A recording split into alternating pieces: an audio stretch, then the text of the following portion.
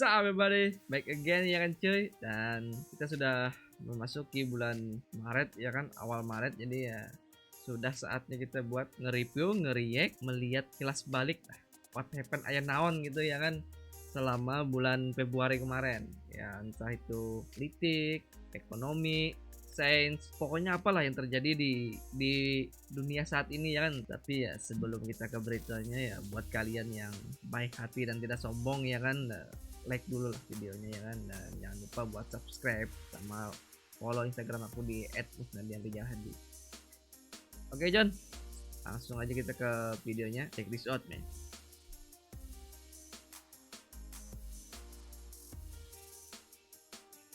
Dan di berita bersama tentang dari NBA bro, salah satu pemain NBA Justin Holiday, pemain NBA, pesan batik tulis produksi Blitar. Dan ya ini sesuatu yang sangat membanggakan lah buat kita Indonesia ya kan, sehingga salah satu budaya kita batik, salah satu warisan dunia, salah satu fashion Indonesia, batik Indonesia nih, asli dari Indonesia, dipesan oleh pemain NBA. Lo tahu sendiri kan kalau udah NBA, Justin Holiday, pemain NBA, mendadak menjadi perbincangan di dunia maya setelah pemain Indiana Pacers tersebut memesan batik tulis produksi Blitar, Jawa Timur.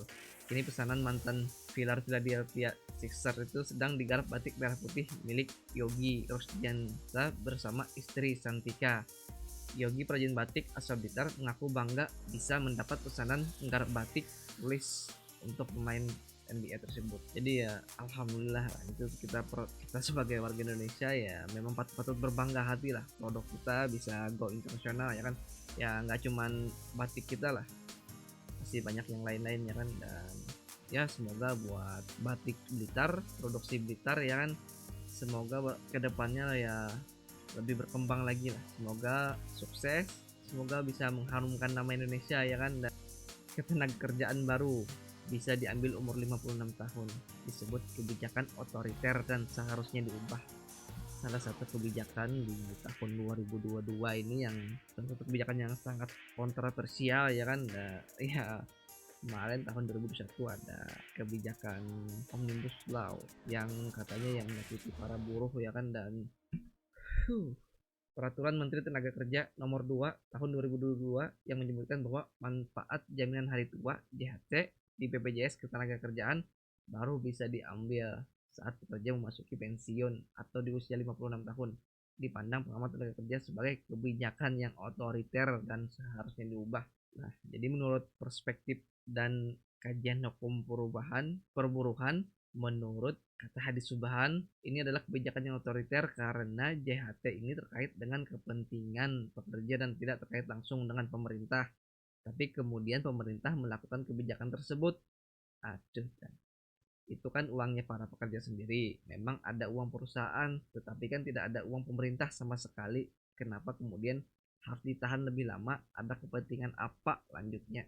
Sebenarnya ya pada aturan sebelumnya ya masalah BPJS bisa dicairkan peserta dengan masa tunggu 1 bulan sejak mengundurkan diri dari tempat kerjanya.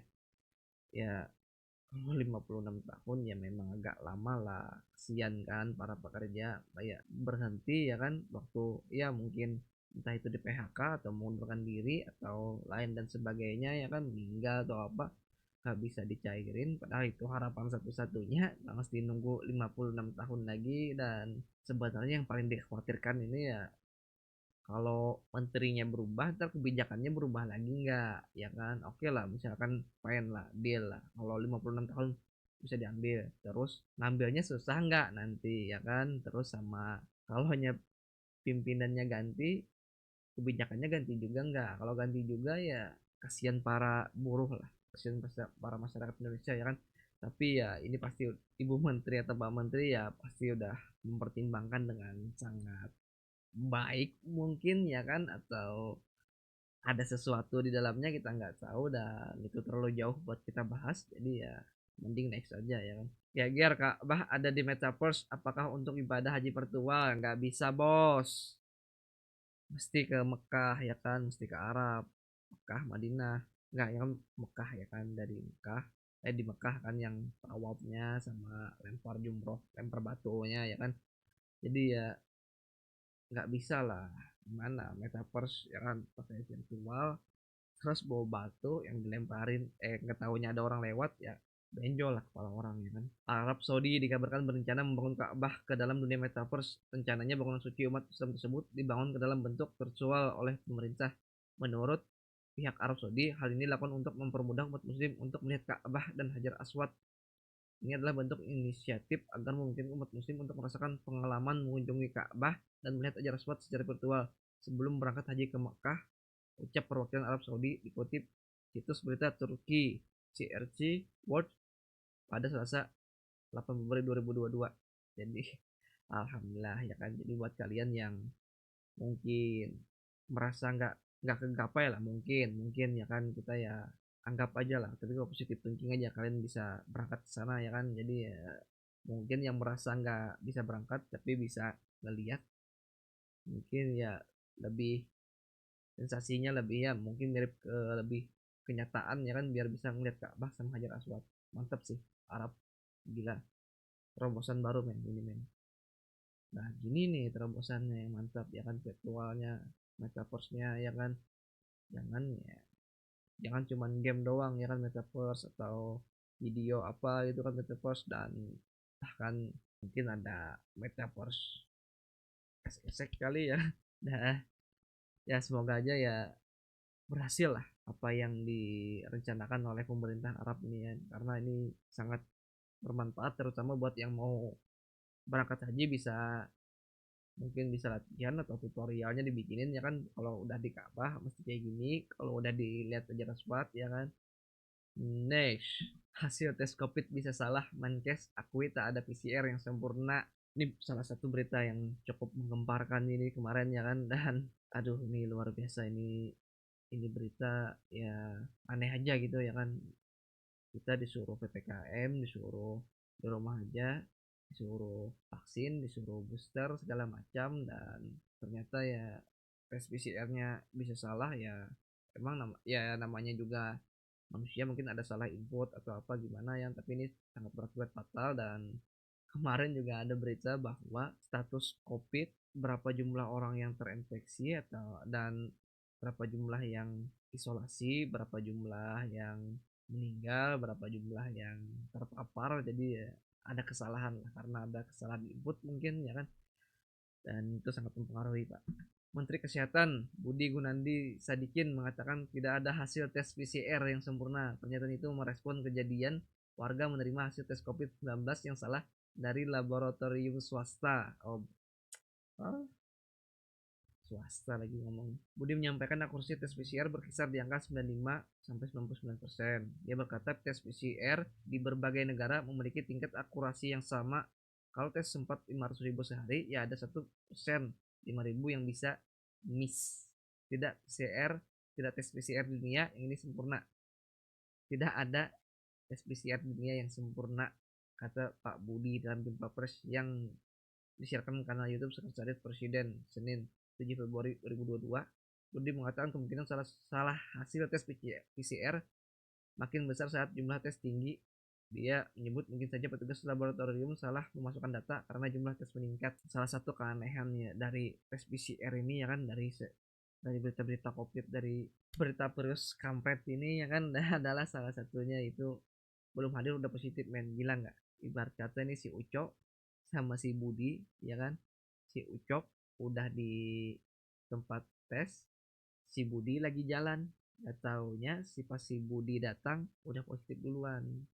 Ya ini kan aneh jadinya, jadi ya menimbulkan pikiran-pikiran yang negatif di hati masyarakat. Ya semoga pemerintah bisa cepat tanggap dan cepat mengkoordinir masalah ini ya kan, biar masyarakat nggak berpikiran macam-macam lah. Next, 15 monyet jadi tumbal, ambisi Elon Musk bikin chip otak manusia. Udah pada gila nih orang sekarang. Kemarin Cina bikin matahari, terus bikin bulan, Korea ikut-ikutan bikin matahari. Ini Elon Musk mau bikin chip otak manusia men, dari monyet. Sama kemarin ada transplantasi jantung babi buat manusia. Gila ya dah orang-orang pada sekarang ya kan. Mereka ya berlomba-lomba untuk mencari pengetahuan yang mungkin itu di luar nalar mereka lah. Lewat startup Neuralink, Elon Musk berambisi menciptakan chip impelan untuk ditanamkan di otak manusia, tapi dalam proses pengembangannya, ambisi Musk ini memakan korban belasan ekor monyet. Untuk menguji coba chip tersebut, Neuralink menanamkannya di otak babi dan monyet. Sebelumnya diuji coba secara klinis di otak manusia, ternyata ada 15 ekor monyet yang mati setelah kepalanya ditanami chip implan ini. Hampir setiap monyet yang dipasangi implan di kepalanya menderita efek kesehatan yang cukup mengkhawatirkan, kata Direktur Advokasi Penelitian PCRM Jeremy Beckham, seperti dikutip dari Consequence Senin 14 Februari 2022. Ya sebenarnya ada-ada aja lah, bikin chip ya kan, terus bikin transplantasi jantung ya oke lah, transplantasi jantung ya kan buat kesehatan manusia, ini chip buat apa, mau ngontrol manusia gitu ya kan. Jadi ya semoga nggak ketemu lah ya, siapa tahu nanti kita malah ditanamin chip bisa dikontrol, kalau kita bawel langsung di shutdown anjir, dah kayak di film-film.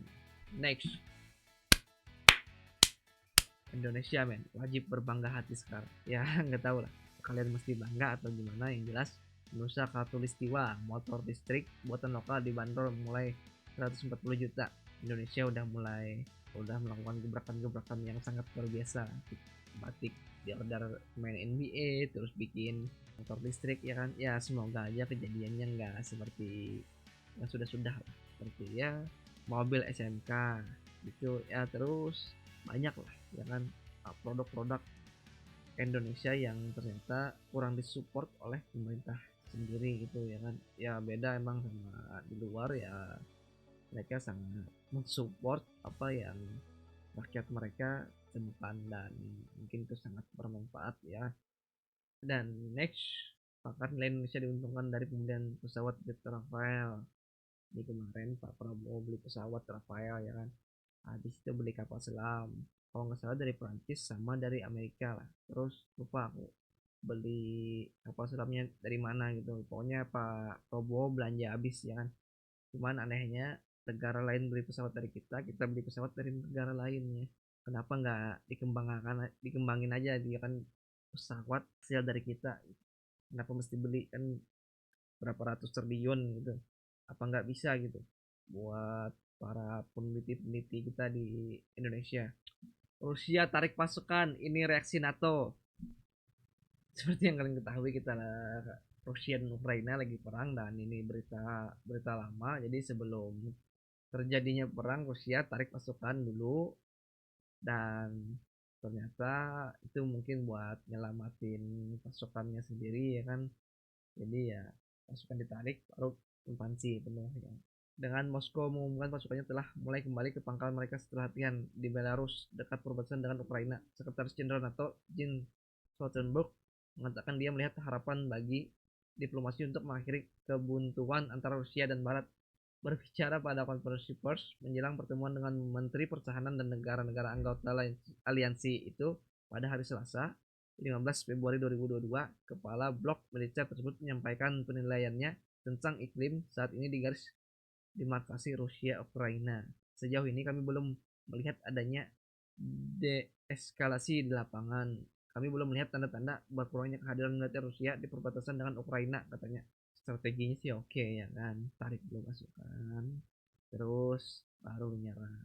Next, Rusia kerahkan pesawat bersenjata rudal hypersonic ke Suriah, ada apa itu ya. Jadi ya kemarin sebelum perang lah, ini jadi sebelum perang ya kan, karena kita nggak review berita-berita selama Februari ya, mungkin buat kalian yang lupa jadi bisa, atau buat kalian yang nggak ngikutin ya, kalau udah ngikutin channel ini jadinya mansul. Rusia mengerahkan pesawat pencegat MiG-31K dan pengebom strategis Cu-22M3 yang semuanya membawa rudal hypersonic Kinzhal ke Suriah. Misi pesawat-pesawat itu bukan untuk operasi militer di Damaskus, melainkan untuk ambil bagian dalam latihan perang besar-besaran militer Moskow di bagian timur laut Mediterania. Aduh. Jadi emang udah latihan berat dah Rusia kayaknya buat invasi Ukraina. Jadi ya ini memang sudah sangat direncanakan. Kementerian Pertahanan Rusia pada Selasa 15 Februari 2022 mengumumkan pesawat-pesawat tempur itu sudah mendarat di pangkalan udara Khmeimim Rekaman video yang dirilis oleh militer Rusia menunjukkan dua pesawat pengebom strategis Tu-22M3 Tu-22M3 masing-masing membawa rudal Kinzhal di tiang eksternal mendarat di lapangan terbang. Video tersebut juga menunjukkan setidaknya satu jet Mi-331K varian dan penjaga supersonik jarak jauh ikonik yang dimodifikasi khusus untuk membawa rudal hypersonic Kinzhal yang diluncurkan dari udara. Tahu ini Rusia ini dari top berapa lah dari kekuatan militernya ya kan, jadi mereka memang sudah mempersiapkan lah untuk menginvasi Ukraina ya kan, untuk menyerang Ukraina. Dan buat kalian yang mungkin tertarik buat kita bahas apa penyebab dan apa konsekuensi Rusia yang didapat ketika mereka menyerang Ukraina ini ya kan. Jadi ya, next last kayaknya. Putin beberkan syarat jika ingin Rusia stop invasi Ukraina. Titik terang. Ya. Tapi ya mesti dipenuhin dulu lah. Kalau nggak dipenuhin ya lanjut terus kata Om Putin ya kan. Presiden Vladimir Putin mengatakan invasi Rusia ke Ukraina bisa berakhir dengan beberapa syarat. Syarat pertama, Om Putin bilang Ukraina harus bersikap netral dan tak memihak pada Barat. Ya nggak tahu apa maksud Om Putin. Jadi ya Ukraina nggak berpihak pada Barat ya kan, mungkin apa jangan-jangan malah permainan Om Putin lagi. Begitu Ukraina positif nggak ngikutin Barat, nggak taunya tetap diserang ya kan, dan dukungan dari Barat sudah hilang, mau apa lagi, karena dari segi militer emang Ukraina ya kalah jauh sama Rusia. Melalui pernyataan yang dirilis Kremlin, Putin menuturkan salah satu kunci solusi konflik Ukraina lainnya adalah negara pecahan Uni Soviet itu harus menghapus pengaruh Nazi atau praktik fasisme dan represif, denizifikasi dan demilitarisasi seperti dikutip Reuters. Selama ini Putin mengklaim sebagian penduduk Ukraina, terutama di wilayah timur negara itu yang dikuasai kelompok separatis pro-Rusia, kerap menjadi target diskriminasi hingga genosida. Mayoritas penduduk di timur Ukraina seperti Donbas memang lebih fasih berbahasa Rusia dan dekat dengan kultur negeri beruang merah. Selama ini Rusia bahkan telah memberi status kewarganegaraan bagi sebagian penduduk di Donbas. Putin juga meminta Ukraina mengakui secara resmi kontrol Rusia atas Crimea yang dicaplok Moskow dari Kiev pada 2014 lalu. Crimea merupakan bagian dari wilayah teritorial Ukraina yang terletak di selatan dan berbatasan langsung dengan Laut Hitam. Rusia terbuka untuk pembicaraan dengan perwakilan Ukraina dan mengharapkan pembicaraan mengarah pada hasil yang diinginkan. Demikian bunyi pernyataan Kremlin. Syarat-syarat tersebut diutarakan Putin saat melakukan panggilan telepon dengan Presiden Prancis Emmanuel Macron pada Senin. Dalam percakapan telepon selama 90 menit itu, Macron meminta Putin menghentikan serangan terhadap warga sipil dan infrastruktur sipil Ukraina. Selain itu, Macron juga meminta Putin menginstruksikan pasukannya menjauhi jalan raya utama di Ukraina, terutama jalan dari selatan ke ibu kota Kiev. Ya yang jelas pokoknya semoga perang ini cepat berakhir ya kan, perang ini cepat habis, semuanya aman damai ya kan, jadi nggak ada lagi yang saling serang ya, menghabiskan biaya perang yang sangat amat luar biasa. Lo pikir aja men, satu rudal berapa coba, 1 juta cukup, 1 miliaran ya kan, 10 rudal, 20 rudal, 100 rudal, triliunan. Yang mending buat bantu-bantu negara lain yang mungkin tertinggal seperti di negara-negara Afrika ya kan, dan atau bisa bantu Palestina sama Israel. Cuman nih yang aneh nih, begitu Rusia nyerang Ukraina, ini negara barat, wah koharnya luar biasa. Kemarin Irak, Palestina, Afghanistan, apalagi yang kan diserang diam-diam baik. Apalagi nih yang Irak, katanya ada senjata nuklir, nggak tahunya pas sudah nyerang berapa puluh tahun, 4 tahun, 5 tahun, 6 tahun, 7 tahun, ternyata senjatanya kagak ada bro, gila enggak, terus makan korban ratusan jiwa. Ini emang negara ini kayaknya nih Om Putin nih emang udah gedek banget gitu sama Barat ya kan, sama kelakuan Barat yang ya lo tahu sendiri lah. Oke guys, mungkin segini aja dulu videonya. Jadi buat kalian yang suka jangan lupa lah buat like, komen, dan kalau ini bermanfaat buat kalian ya bisa share ya kan. Dan jangan lupa buat subscribe dan nyalain notifikasinya, sama follow aku di @osmandian juga ada. Oke men, see you John, bye bye.